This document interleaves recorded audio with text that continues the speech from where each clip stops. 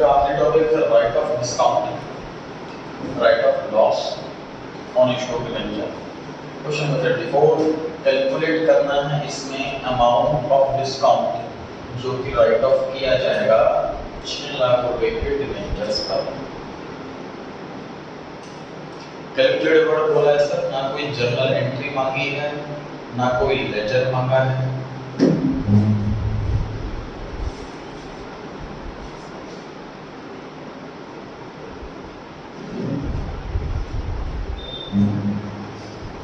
Correct है कि कोई मिस्टेक?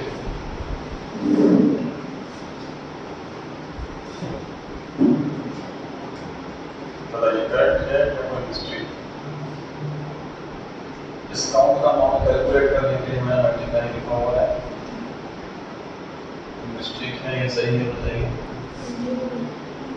सर मल्टीप्लाई बाय 100 नहीं आएगा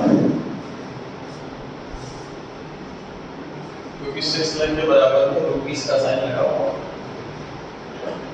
इसका मतलब ये 6000 डिवेंचर 100 रुपए वाला एक, मतलब इस 6 लाख में ऑलरेडी 100 से मल्टीप्लाई हो चुका है। तो टोटल डिस्काउंट आ गया 30,000। बस इसमें ये कैलकुलेट भी करना था, ना कोई जर्नल एंट्री ना कोई लेटर, आंसर कंप्लीट। गलती होने के चांस बस यही है, हम मल्टीप्लाई बाय 100 करते थे 35।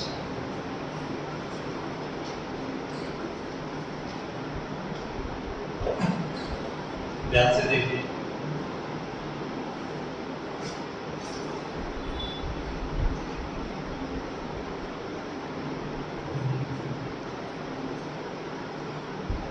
दस लाख का मान लीजिए लोन लिया है हमने और 1% कमीशन दिया है, इससे लोन लिया है 10,000 का कमीशन हो गया। अब मैं लोन भी 3 साल में चुका या 10 साल में चुकाऊं, ये कमीशन पता नहीं रहेगा। ठीक बात है। तो लोन ले रहा हूँ मैं, तो जिस भी एजेंट से मैं लोन ले रहा हूँ, नॉर्मली क्या होता है बिजनेसमैन होता है तो बिजी होता है, टाइम नहीं है, मैं सारी फॉर्मेलिटीज कंप्लीट करूँ। दूसरा जनरली इतना एजुकेटेड नहीं होता, ऑनलाइन से इतना अवेयर नहीं होता कि सारी लीगल फॉर्मेलिटी को खुद ऑनलाइन गाइड करता है। तो बैंक के मैनेजर को उससे बात करता है कि सब जो फॉर्मेलिटी आप देखो, 1% कमीशन आप लो, सारी फॉर्मेलिटी आप करवाओ, मुझे लो 10,000 का कमीशन हो जाए उसका। अब लोग मैं 10 साल में भी करूँ कि 2 साल में भी करूँ कि 5 साल में भी करूँ, कमीशन तो नहीं रहेगा। सेम चीज़ इस टॉपिक में, सर मैंने 6 लाख रुपए के डिवेंचर इशू करे हैं, 5% का डिस्काउंट है, तो डिस्काउंट 30,000 रुपये आ गया। अब जो 6 लाख के डिवेंचर है ये मैं 3 साल बाद चुका हूँ, 10 साल बाद चुका हूँ, ये हर साल 1-1 लाख करके चुका है, इससे कोई फर्क नहीं पड़ेगा डिस्काउंट के अंदर। ये चीज समझ पा रहे हैं? डिस्काउंट तो स्टार्टिंग में कैलकुलेट हो गया। मैं लोगों को 100 की चीज 95 में बेच रहा हूँ, 5 रुपये के डिस्काउंट पे बेच रहा हूँ। अब वापसी में लूट कब कर रहा हूँ, ये अलग मैटर है, डिस्काउंट अलग है। क्वेश्चन ये कंफ्यूज कर रखा है लिख करके कि हम by annual drying of 1 lakh each year, drawing word use करके कि हम डिवेंचर ड्रॉ करते रहेंगे, निकालते रहेंगे 1 लाख रुपए के, मतलब 6 सालों में हम 6 लाख करोड़ खत्म कर देंगे। तो ये टर्म रेलिवेंट नहीं है, इन्फॉर्मेशन रेलिवेंट नहीं है हमारे आंसर में, ठीक है? इसलिए कहलाता हमने कोई यूज नहीं करा। 6 साल के बाद सीधा इकट्ठे लोन चुका दो डिवेंचर का, 1 लाख का 3 साल चुकाओ, इससे फर्क नहीं पड़ेगा, डिस्काउंट होगा भाई। क्लियर हो गई बात?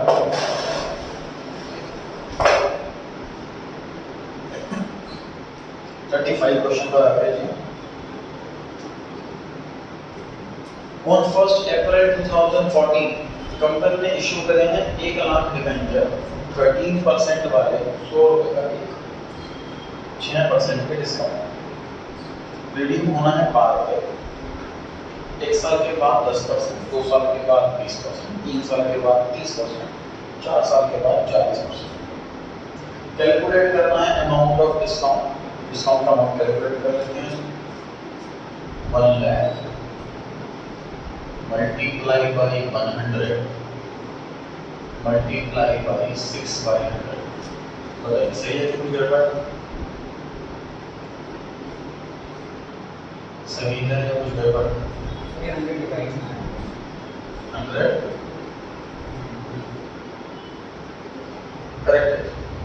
लाख जो डिवेंचर है उसके बगल में रुपीस का साइन नहीं लगा हुआ, इसका मतलब एक्चुअली ये 1 लाख की डिवेंचर है, 100 रुपये का एक, मतलब ये 1 करोड़ रुपए का डिवेंचर होगा।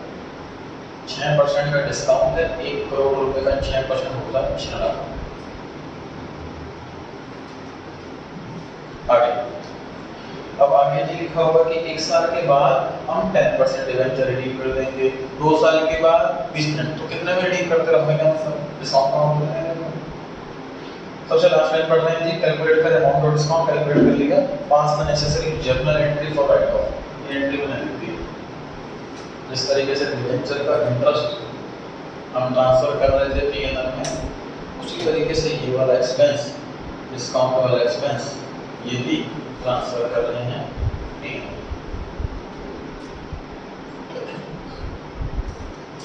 अमाउंट 6 लाख एंट्री, पिछले क्वेश्चन में एंट्री नहीं मांगी थी, सिर्फ अमाउंट कैलकुलेट करके छोड़ दिया था। इस बार एंट्री भी मांगी है, तो अमाउंट भी।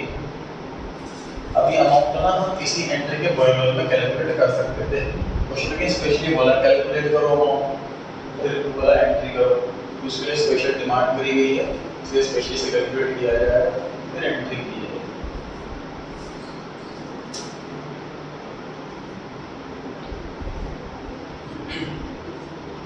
तो देख सकते हैं क्वेश्चन कंफ्यूज करेगा किस तरीके से, पिछले क्वेश्चन में कंफ्यूज करा एनुअल ड्राइंग करेंगे 1 लाख की, इस क्वेश्चन में कैसे कंफ्यूज करा 1 साल के बाद 10%, 2 साल के बाद 20%, इस तरीके से पूरी टेबल से बना दी।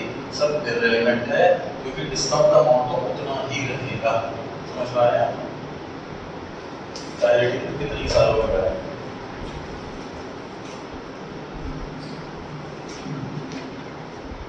क्वेश्चन पर आ जाए, 36 क्वेश्चन रीड करें।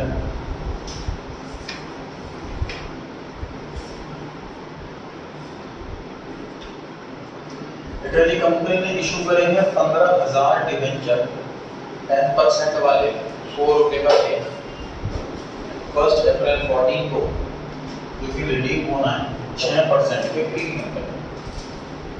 उसके बाद फिर कंफ्यूज करने के लिए 31 मार्च 2016 को 5 लाख के डिवेंचर रिडीम कर देंगे, फिर अगले साल और 5 लाख के, फिर अगले साल और 5 लाख के, रिडम्पशन इररिलेवेंट है। कैलकुलेट करना अमाउंट डिस्काउंट या लॉस जो भी हो। इस क्वेश्चन में डिस्काउंट तो नहीं दिख रहा, ये जो प्रीमियम है ये सिक्योरिटी प्रीमियम है, लॉस वाला प्रीमियम। इस क्वेश्चन में जो प्रीमियम है ये सिक्योरिटी प्रीमियम है या लॉस वाला प्रीमियम? लॉस वाला, क्योंकि सर इशू के टाइम पैसा आता है, रिडम्पशन के टाइम पैसा जाता, तो इशू के टाइम प्रीमियम होना फायदे की बात है, सिक्योरिटी प्रीमियम बुलाते हैं उसको, और पैसे जाते टाइम प्रीमियम हो तो नुकसान की बात है।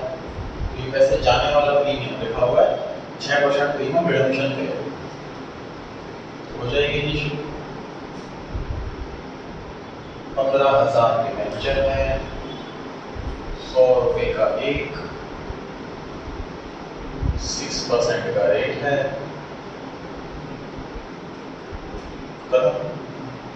क्वेश्चन इतना बड़ा, आंसर इतना छोटा,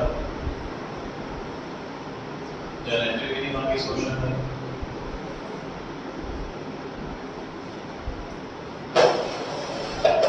ध्यान रखें, इंटरेस्ट का अमाउंट नहीं पूछा, डिस्काउंट या लॉस का अमाउंट पूछा, तो गलती से 10% जो इंटरेस्ट की दे रखी है इस क्वेश्चन में, उससे मल्टीप्लाई मत कर देना।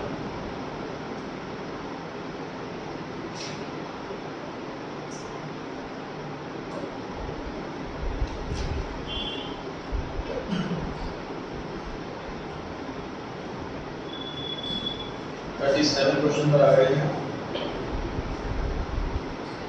कंपनी ने इशू करे हैं 50,000 डिवेंचर, फेस वैल्यू 1,000, ध्यान दीजिए फेस वैल्यू भी 100 से अलावा अलर्ट होना है, फेस वैल्यू 1,000 रुपये है। 952 की क्या चीज़ समझ में नहीं आई, 1,000 का शेयर 1,000 का डिवेंचर 952 में इशू करा, इसका मतलब सर 48 रुपीज पर डिवेंचर का डिस्काउंट है। कैसे पता लगा सकता हूँ, लिखा हुआ डिस्काउंट, अरे भाई फेस वैल्यू से कम पे इशू है तो डिस्काउंट है, फेस वैल्यू से ज्यादा पे इशू है तो प्रीमियम है। तो फेस वैल्यू से कम पर इशू हो रहा है इसीलिए डिस्काउंट।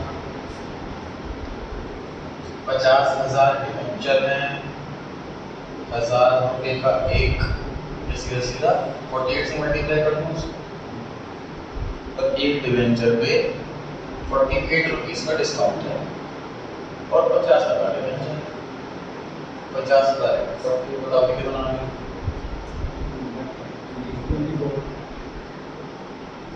24 लाख 24 लाख रुपए।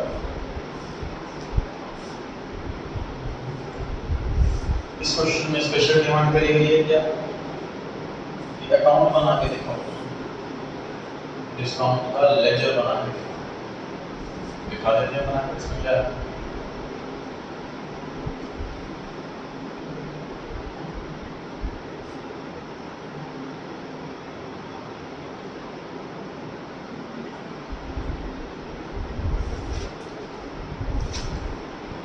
हर एक लेजर का सेम फॉर्मेट पर्टिकुलर अमाउंट होगा।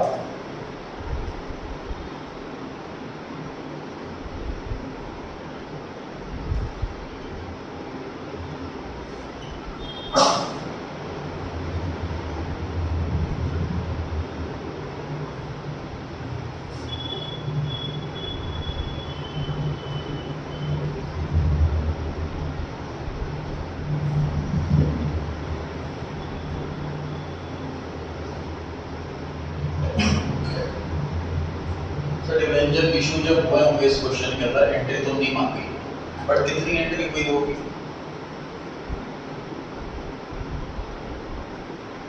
डिवेंचर इशू की कितनी एंट्री हुई होगी 2 एंट्री। पहली एंट्री होती है sir bank debit to debenture application और सेकंड एंट्री क्या हुई होगी debenture application debit discounted debit to percentage debenture correct entry हुई होगी। अब मुझे डिस्काउंट का लेजर मांगना है तो लेजर जर्नल से बनता है, इसमें तो हमें डिस्काउंट है नहीं, ये तो इस लेजर में नहीं आया, इस एंट्री में डिस्काउंट है तो ये लेजर में आएगा। क्वेश्चन इस साइड है इस एंट्री की मैं लेजर को डिस्काउंट अकाउंट में करूंगा तो इस साइड लिखूं debit side so general entry में डिस्काउंट डेबिट होगा नंबर भी डेबिट नहीं आया। यहाँ पर क्या लिखा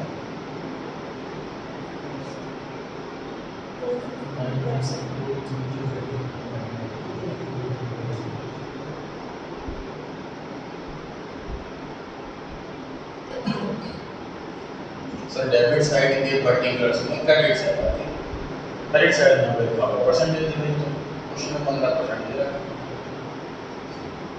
ठीक है।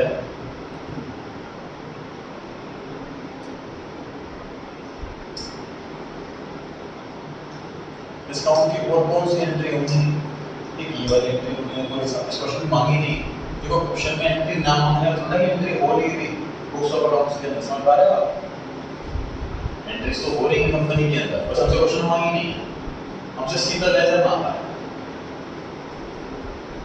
इसका मतलब है माइंड एंट्री करनी और फिर लेटर पोस्टिंग करनी। मुझे बताइए इस अकाउंट के अंदर एंट्री हो रही है उसके हिसाब से जब मैं लेटर पोस्टिंग करूँ तो किस साइड लिखूँ डिस्काउंट क्रेडिट हो रहा है एंट्री के अंदर या पर्टिकुलर्स में क्या लिखूँ स्टेटमेंट ऑफ लॉस बिल्कुल सही।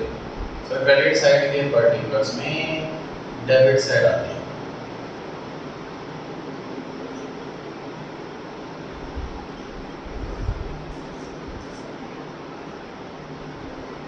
अकाउंट्स डिक्लेयर अकाउंट्स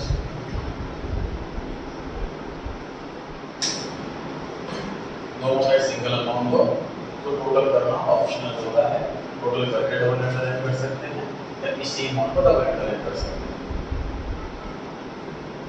तो लेजर के मांगेगा तो कोई पुराने के बाद नहीं सही लाइन का आंसर है।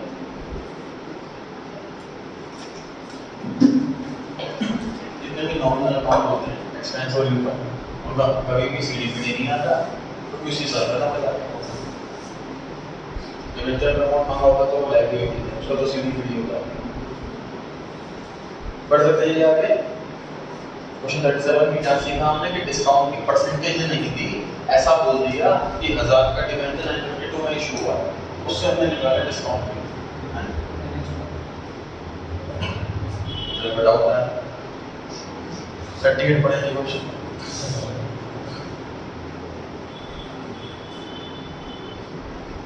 कंपनी ने इशू करे हैं 5000 डिवेंचर, 12% वाले, 4% का डिस्काउंट है, रिडम्पशन पे 5% का प्रीमियम। इसका मतलब क्या हुआ देखिए, कंपनी कह रही है कि 100 रुपए की चीज के लिए आप हमें सिर्फ 96 रुपीज दे दो, तो वापसी की बारी आएगी तो आपको 105 रुपए मिलेगा। इशू पे डिस्काउंट 4% का, रिडम्पशन पे प्रीमियम 5% का।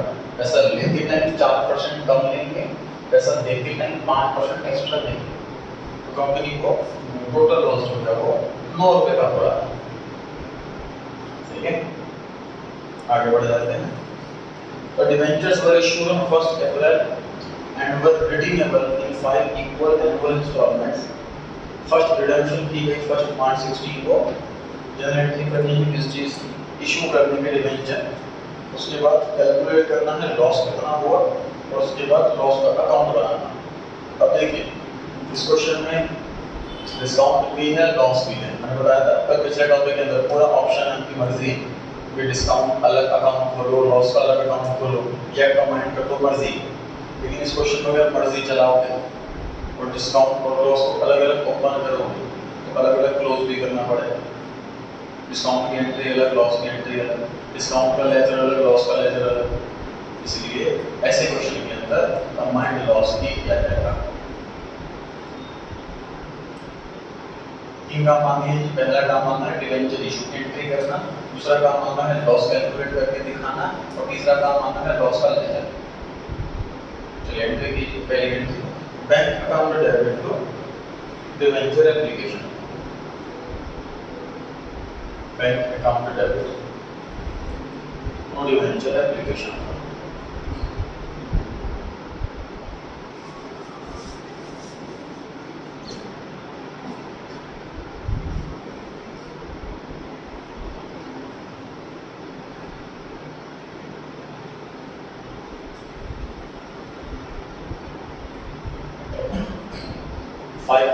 मल्टीप्लाई बाई 96, 5000 डिवेंचर वालों से हमने 96 रुपीज लिए।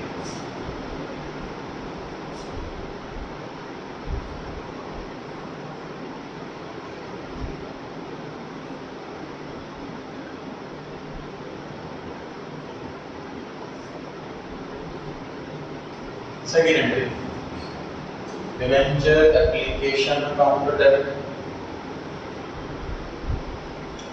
loss on issue of debenture account debit,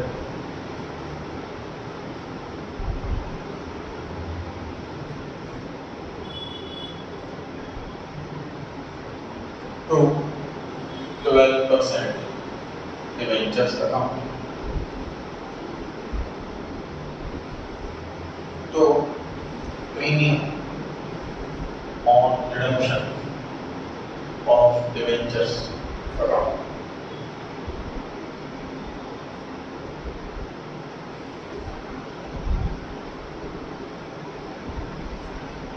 $5000 debenture, सभी में 5000 से मल्टीप्लाई,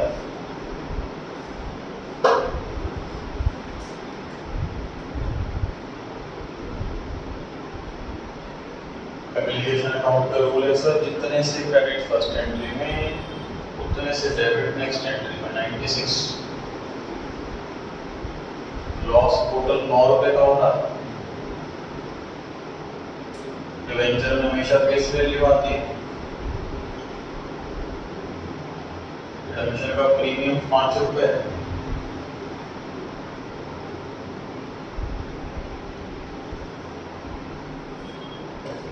क्वेश्चन की पहली रिक्वायरमेंट पूरी हो गई। क्वेश्चन की दूसरी रिक्वायरमेंट, लॉस कैलकुलेट करके बताओ। चलो जी, लॉस करके कैलकुलेट।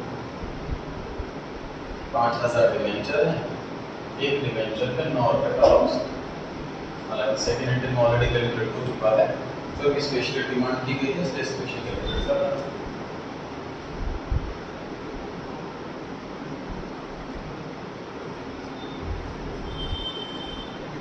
क्वेश्चन की तीसरी रिक्वायरमेंट, इसका लेजर बना दीजिए। बस डिस्काउंट अवॉइड कीजिएगा, लॉस लिखना बन गया लेजर। अमाउंट कितना लिखेंगे? 45,000।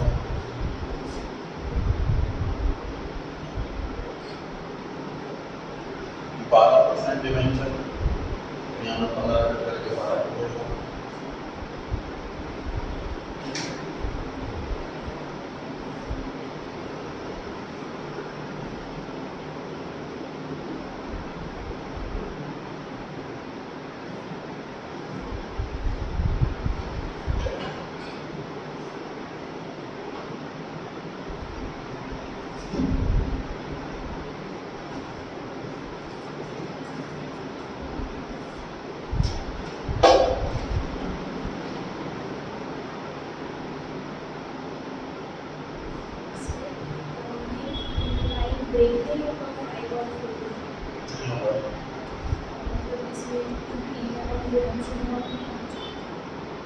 अच्छा ठीक है, ठीक है, मेरी मिस्टेक।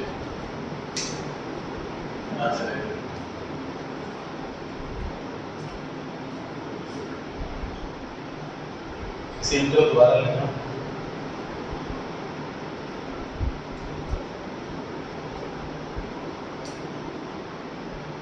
देखिए यहाँ पर 96 आया है, यहाँ पर 100।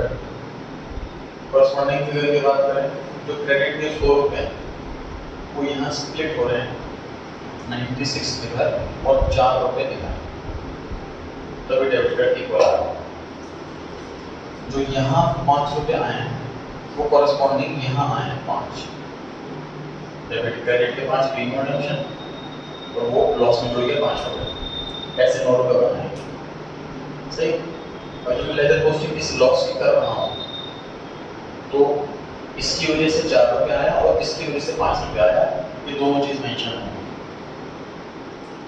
5,000 डिवेंचर में 4 रुपये आया इस वाले अकाउंट की वजह से, तो premium on redemption of debenture 5 रुपये आया इस वाले अकाउंट की वजह से।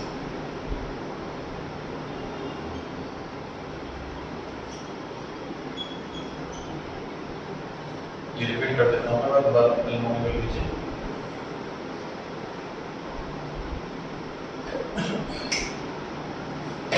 तो जब भी एंट्री ऐसी आए कि डेबिट साइड में 2 अकाउंट हैं और क्रेडिट साइड में भी 2 अकाउंट हैं, तो इसका कॉरस्पॉन्डिंग इफेक्ट कहाँ से आया है ये मालूम होना चाहिए लेजर पोस्टिंग की कैलकुलेशन के लिए। ये मालूम होना चाहिए लेजर पोस्टिंग की कैलकुलेशन के लिए। हम बना रहे हैं लॉस का लेजर, लॉस है 9 रुपये। अगर मैं लिखता हूँ टू डिवेंचर अकाउंट 5,000 इंटू में 9 रुपये, इसका मतलब सिर्फ इस डिवेंचर की वजह से 9 रुपये आया है, जो कि गलत होगा। डिवेंचर की वजह से सिर्फ 4 रुपये आया, डिवेंचर के सामने 4। प्रीमियम की वजह से 5 रुपये आया है, प्रीमियम के सामने 5।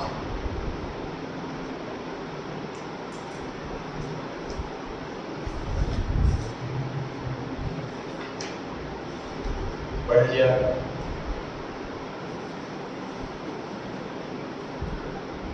क्वेश्चन नंबर 39, कंपनी इशू करें कि 1 लाख रुपए 9% डिवेंचर्स 10% डिस्काउंट पर।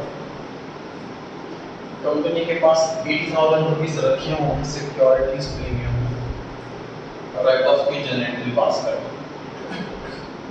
देखिए ये एंट्री जो हो रही है statement of P&L debit to discount. Sir discount एक ऐसा खर्चा जो नॉन रिकरिंग नेचर का हर साल नहीं होता, डिवेंचर हर साल इशू तो नहीं होते, सालों में एक आध बार होते हैं। उस टाइम डिस्काउंट पर अगर कंपनी को ज़्यादा पैसों की नीड है, डिवेंचर इशू करती है डिस्काउंट पर, तभी पैसा आ जाए काम चलते हैं। बड़ा नुकसान हो गया, इस बड़े नुकसान को P&L में डाल देंगे अगर, तो जो हमारा नॉर्मल प्रॉफिट आता था हर साल घाटे में देखिए, लॉस में देखिए इन्वेस्टर्स खराब हो जाएंगे, वो खराब हो जाएगा, उनका लॉस कैसे। तो जनरली कंपनी की कोशिश क्या रहती है कि कभी कोई अचानक से खर्चा आ जाए तो हमने अचानक से खर्चों के लिए कुछ पैसा जोड़ रखा हो, वहाँ सेट ऑफ कर लें। बड़े खर्चों के लिए हम पैसा अलग से जोड़कर चलते हैं इन जनरली कंपनी के अंदर। उनमें से एक पैसा जुड़ा हुआ सिक्योरिटी प्रीमियम। सिक्योरिटी प्रीमियम के हमने 5 यूजेस पढ़े थे इश्यूअर्स चैप्टर के अंदर।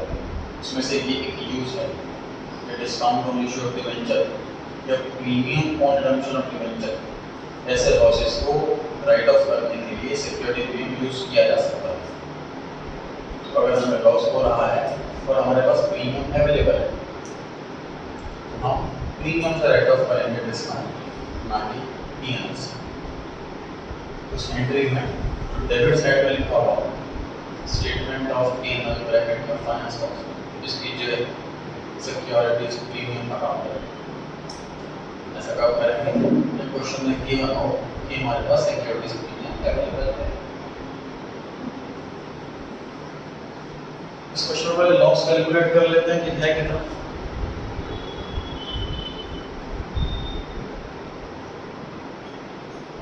सही है कि गलत है? गलत क्या है? इस क्वेश्चन में भी सर रुपीस लगा हुआ है 1 लाख के बगल में। इसका मतलब ये 1000 डिवेंचर है 100 रुपए वाले, मतलब 1 लाख रुपए में ऑलरेडी 100 से मल्टीप्लाई हो चुकी है। टोटल लॉस आ गया 10,000। सिक्योरिटीज प्रीमियम कितना हमारे पास मोर देन सफिशिएंट है 80,000। जनरल एंट्री मांगी है, जनरल एंट्री कर दीजिए। देखिए securities premium account debit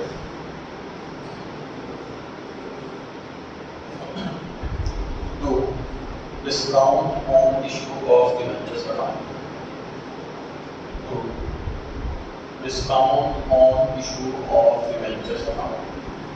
amount पता है 10,000 की 80,000 10,000। तो जितना हमें डिस्काउंट रेट ऑफ करने के लिए पैसा चाहिए, प्रीमियम से पूरा नहीं तो पैसा मांग सकते हैं। सिक्योरिटी प्रीमियम डेबिट 10,000, डिस्काउंट में भी 10,000 है। 40 क्वेश्चन नंबर जनरल पास करनी है, राइट ऑफ करने की।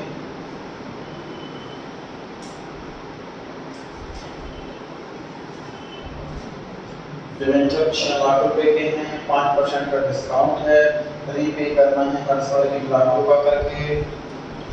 सिक्योरिटीज प्रीमियम में 10,000। तो डिस्काउंट कैलकुलेट कर लेना है। सर 6 लाख रुपए के लिए रुपीस लगा हुआ है तो मल्टीप्लाई बाय 100 नहीं करना।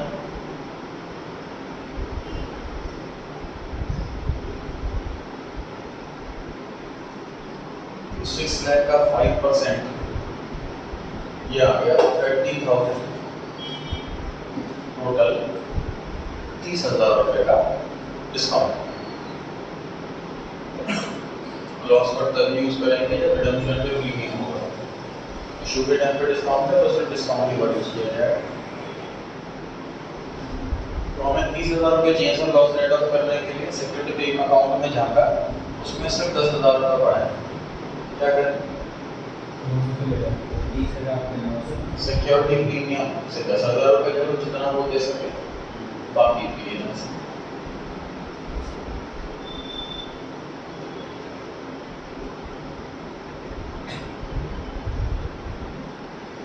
Securities premium debit 10,000, premium debit 20,000, तो discount 30,000।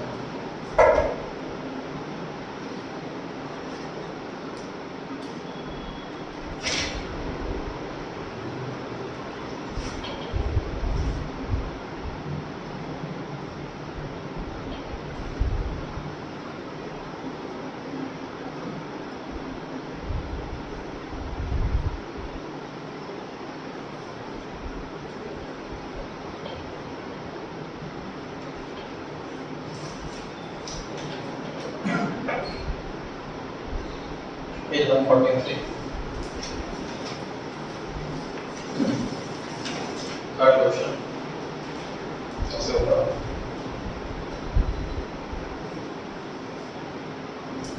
company has issued 15% debentures of rupees 20 lakh at a discount of 10%.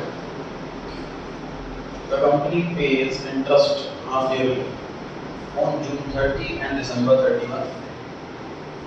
On March 31, the amount shown as interest accrued but not due in the balance sheet bill. Accrued but not due. उसका meaning उस पे time लगाने की सोचें. Accrued but not due. उसका क्या मतलब है?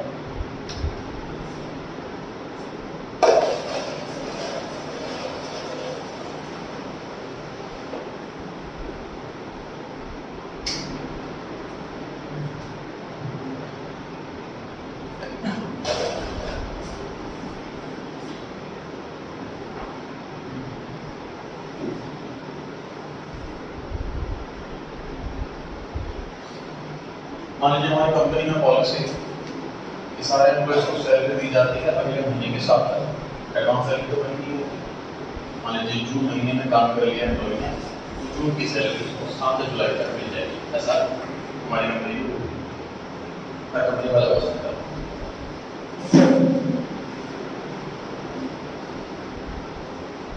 मार्च मंथ की सैलरी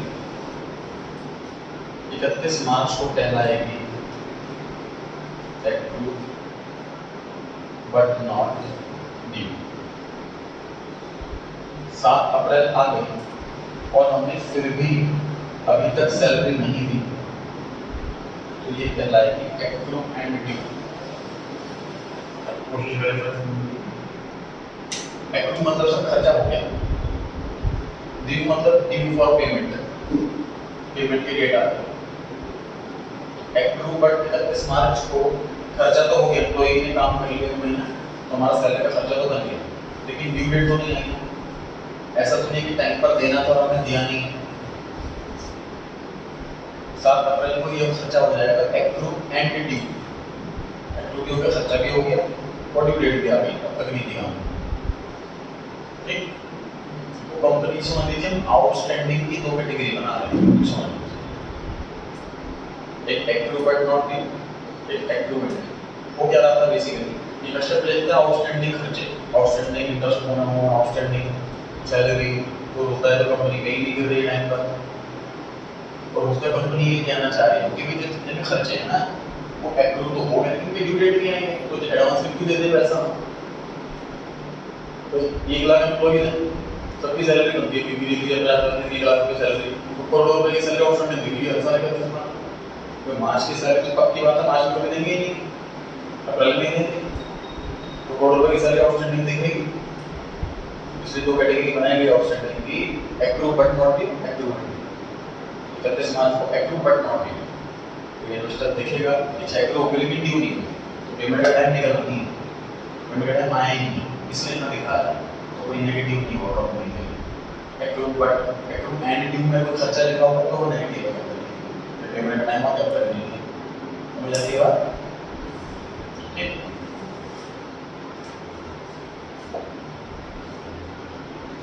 सर 1 अप्रैल से 31 मार्च ये काउंटिंग ईयर है.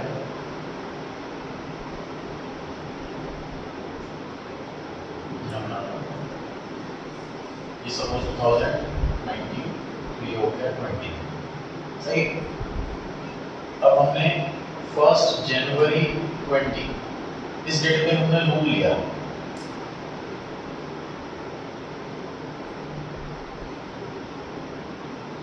और तो इंटरेस्ट कब पे करेंगे इसका 31 दिसंबर 20 एक साल बाद. कोई लोन लेना उसका इंटरेस्ट देना और अकाउंटिंग ईयर बनना ये दोनों सेपरेट मैटर है.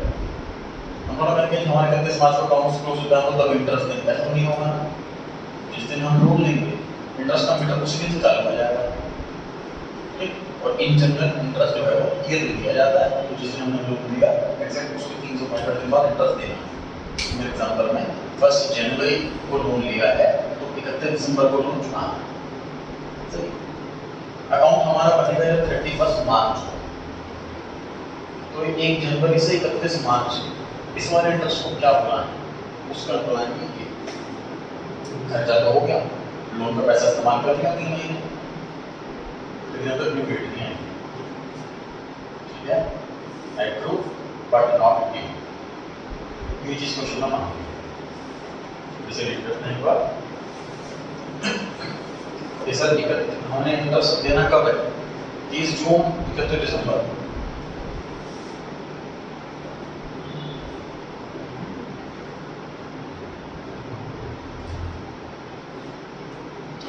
मार्च तो लास्ट इंटरेस्ट दिया हुआ दिसंबर में, उसके बाद आई मार्च, 3 महीने का इंटरेस्ट हो गया ना, समझिए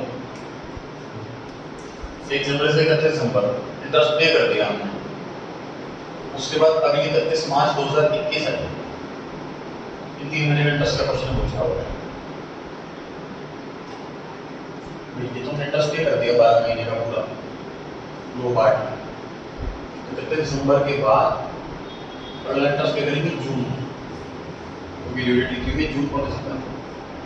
35 मार्च तक इंटरेस्ट नहीं हुआ, 3 महीने का इंटरेस्ट एक्टिव हो गया, बट ड्यू नहीं।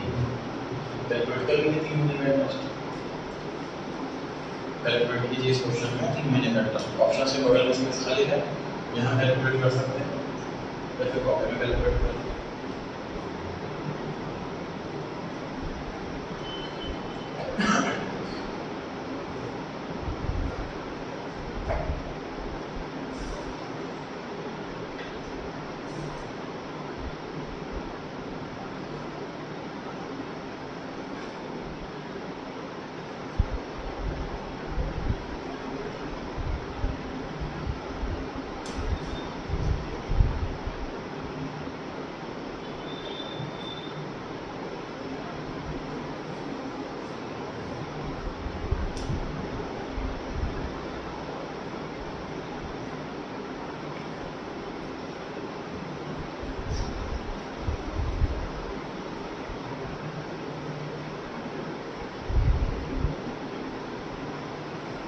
आया जी आंसर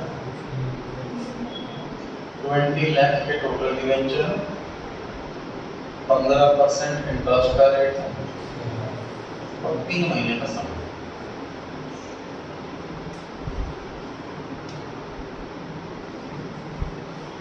इंटरेस्ट कैलकुलेट कर ध्यान दें क्वेश्चन में चैप्टर के अंदर कभी कभी डिस्काउंट का अमाउंट पूछा होता है तो डिस्काउंट की परसेंटेज पे ध्यान देना, कभी कभी इंटरेस्ट का अमाउंट पूछा होता है तो इंटरेस्ट की परसेंटेज पे ध्यान देना।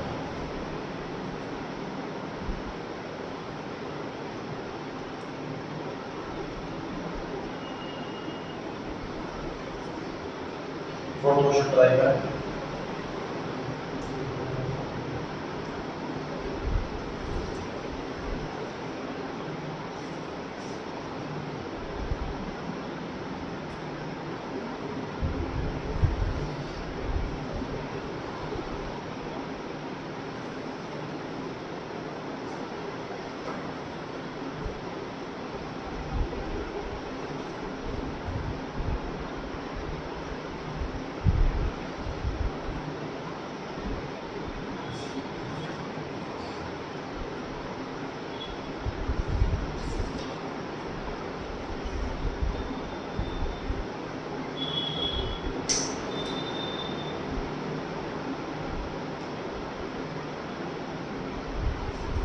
पूरा क्वेश्चन सेम है, बस 15% की जगह 14%।